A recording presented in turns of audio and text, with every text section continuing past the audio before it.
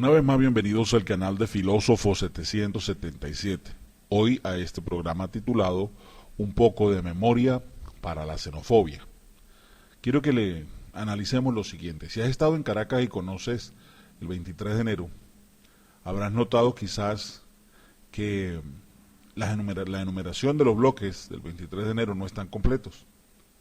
Así es, tú empiezas a caminar, bloque 1, bloque 2, bloque 3, bloque 4, bloque 5, bloque 6, bloque 7 y bloque 9. Y de ahí en adelante continúan el resto de los bloques, pero ¿qué pasó con el bloque número 8? La gente se pregunta, ¿qué pasó con el bloque número 8?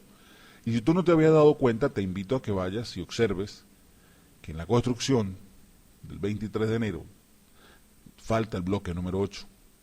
Entonces hoy quiero hablar un poquito de historia acerca de ese bloque. Y quiero utilizar eso precisamente para hablarle a aquellas personas que todavía sufren de xenofobia. Podemos observar cómo en algunas ocasiones los venezolanos son ofendidos en Colombia, en México, en Perú, en República Dominicana, en diferentes países.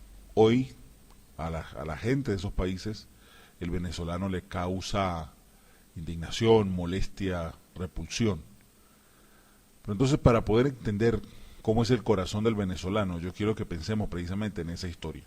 Vamos a averiguar la historia del bloque fantasma número 8. ¿Qué pasó con el bloque número 8 del 23 de enero? ¿Acaso desapareció? ¿Acaso vino algún mago, lo tapó con una gran lona y lo hizo desaparecer? Se preguntarán algunos. ¿Fue algún error en el momento de la enumeración? La realidad es que uno de los edificios que debían ser construidos en la parte oeste de la parroquia fue donado por el presidente de la República del entonces, general Marcos Pérez Jiménez, a Colombia. Así es, la construcción del bloque número 8, el dinero invertido, los materiales y todo lo demás, fue donado a Colombia. Es más, pueden observar en la imagen. Esto que están observando allí se conoce con el nombre de Unidad Residencial República de Venezuela. Así es, Unidad Residencial República de Venezuela. Esa foto que están viendo allí es el bloque número 8 del 23 de enero. ¿Pero qué pasó? ¿Qué ocurrió? ¿Dónde está ubicado? Bueno, déjenme contarles que ese bloque está en Colombia. ¿Y cómo es posible que una construcción que empezó en Venezuela en el 23 de enero terminara en Colombia? Bueno, ahí viene la historia. Eso es producto de una donación. El general Marcos Pérez Jiménez donó lo que costaba el edificio. El 7 de agosto de 1957 ocurrió en la ciudad de Cali, en Colombia, una tragedia que se conoció como la explosión de Cali. Sucedió cuando 7 camiones del ejército cargados con 1053 cajas de dinamita que se iban a emplear en la construcción de carreteras en el departamento de Cundinamarca estallaron. Y el incidente arrojó un saldo de 4000 fallecidos, 1200 heridos y varios damnificados. Según la historia, se dice que este hecho ocurrió en plenas horas de la madrugada, cuando toda la ciudad dormía. En la zona comprendida entre la carrera 1 y la carrera 8, y entre las calles 25 y 26 correspondiente al barrio Bretaña, precisamente donde se encuentra hoy en día la estación del ferrocarril del Pacífico. Los 6 camiones civiles provenían de la ciudad de Buenaventura, del Pacífico, y se aparcaron en la antigua estación de ferrocarril del Pacífico luego de haber sido movidos desde el batallón Pichincha, destruyendo al explotar 41 manzanas. Dejaron un cráter de 50 metros de ancho por 25 metros de profundidad. La onda expansiva acabó con todas las edificaciones, casas y negocios existentes y con la vida de aproximadamente 4000 personas y más de 12.000 heridos. 6 barrios que hoy en día existen fueron afectados de aquella explosión: San Nicolás, El Porvenir, El Hoyo, El Piloto, Fátima y el barrio Jorge Isaacs. El estallido fue tan fuerte que ocasionó un temblor de magnitud 4.3 en la escala de Richter. Además, el temblor, el estruendo, alcanzó a percibirse en ciudades como Buga, Palmira, Santander de Quilichao, Caloto y Jamundí, que se encuentra a una hora, hora y media de la ciudad de Cali. Una de las hipótesis sobre el origen de la explosión es que fue causa del recalentamiento de uno de los camiones. Otra hipótesis apunta que algún soldado se le disparó el arma accidentalmente, pero la más aceptada es que algún hombre que fumaba cerca arrojó el cigarrillo encendido cerca de un camión y esto ocasionó la reacción en cadena. Asimismo, fue la fuerza del estallido que tuvieron que crear fosas comunes para colocar los 4.000 cuerpos. Bien, cuando se da esta situación en Colombia, quien gobernaba en Venezuela era Marcos Pérez Jiménez. Y Marcos Pérez Jiménez tenía en su mente la construcción de un edificio que no se llamaba 23 de enero, se iba a llamar Urbanización 2 de diciembre. Quien le cambia el nombre a 23 de enero fue Rómulo Betancourt, obviamente para celebrar el derrocamiento de Marcos Pérez Jiménez. Ahora, veamos lo siguiente. Cuando nosotros pensamos en la xenofobia, cuando nosotros pensamos en cuando el colombiano quiere ofender a un venezolano, recuerden que Venezuela ha hecho mucho por ustedes. Recuerden que Venezuela les construyó un bloque. El bloque número 8 de nuestro país está allá. El corazón de varios venezolanos se invirtieron para eso. Primero, el del presidente Marcos Pérez Jiménez.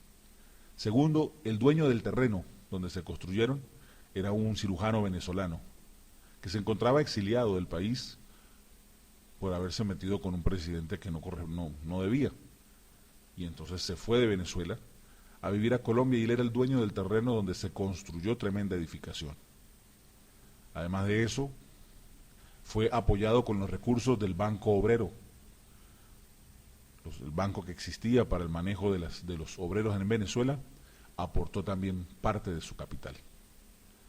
En pocas palabras, hoy en día, ese bloque urbanístico llamado República de Venezuela, esa urbanización de grandes habitaciones, de grandes apartamentos, que ustedes pueden visualizar en la foto, es el recuerdo del amor de un país vecino que les ha tendido la mano a los colombianos cuando lo han necesitado.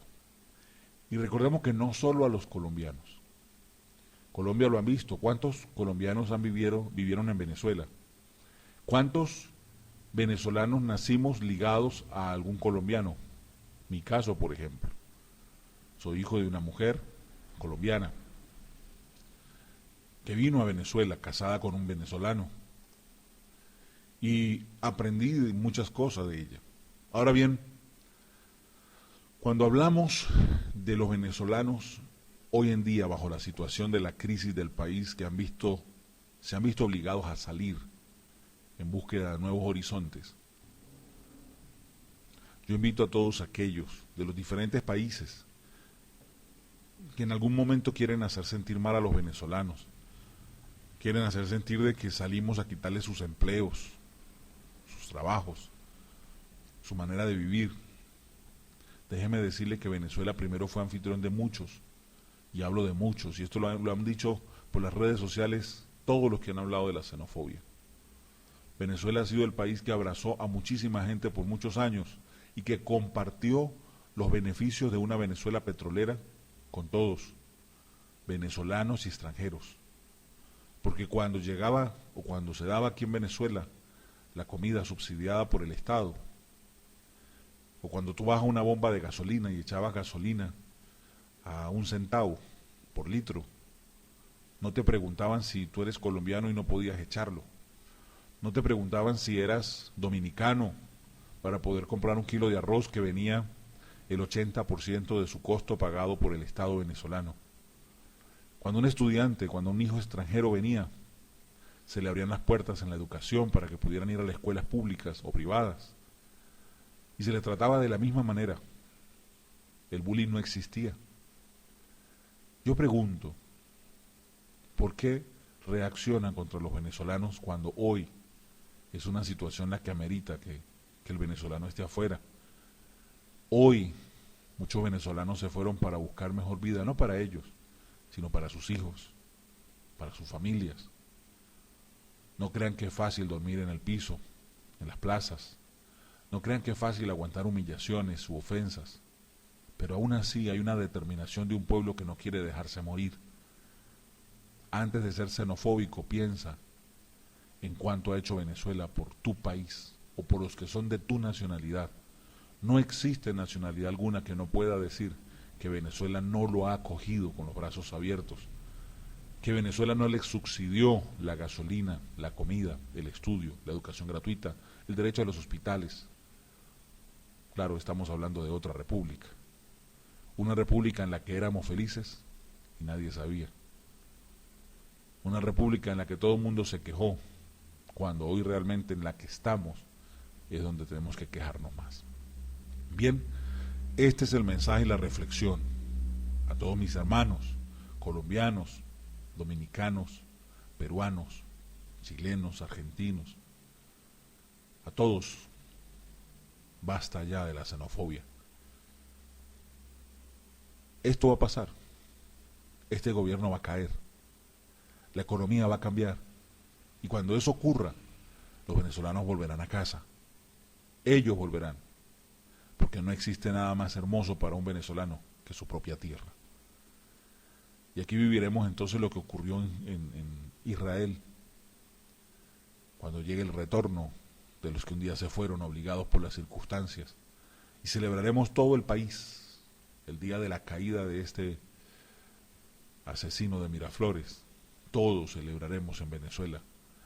Habrá una fiesta, una algarabía en las calles, gente celebrando por largos días, porque Venezuela volvió a ser feliz, y los que un día se fueron estarán en casa, y volverá Venezuela a recibirles.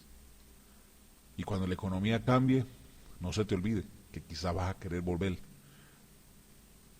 no se te olvide que quizás vas a querer volver a esa tierra que fluye leche y miel y que se llama Venezuela. Bendiciones para ti.